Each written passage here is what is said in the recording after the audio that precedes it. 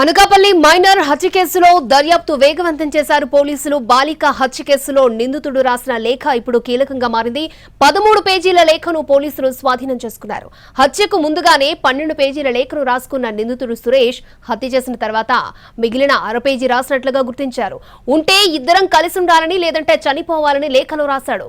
అంతేకాదు లేఖ చివర్లో అందరూ క్షమించండని విజ్ఞప్తి చేశాడు.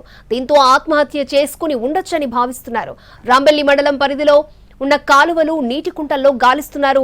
12 బృందాలుగా నిందితుడి కోసం గాలిస్తున్నారు పోలీసులు. ఇంకా ఆచూకీ దొరకలేదు.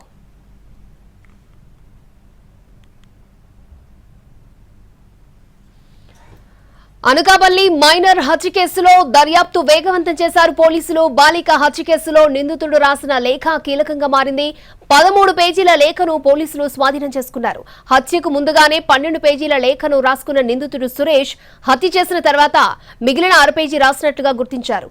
ఉంటే ఇద్దరం కలిసి ఉండాలని లేదంటే చనిపోవాలని లేఖలో రాశారు. అంతేకాదు లేఖ చివర్లో అందరూ క్షమించండని విజ్ఞప్తి చేశాడు సురేష్. దీంతో ఆత్మహత్య చేసుకుని ఉండొచ్చని భావిస్తున్నారు పోలీసులు. రాంబెల్లి మండలం పరిధిలో ఉన్న కాలువలు నీటి కుంటల్లో గాలిస్తున్నారు. 12 బృందాలుగా విడిపోయి నిందితుడి కోసం గాలిస్తున్నారు. ఇంకా ఆచూకీ దొరకలేదు.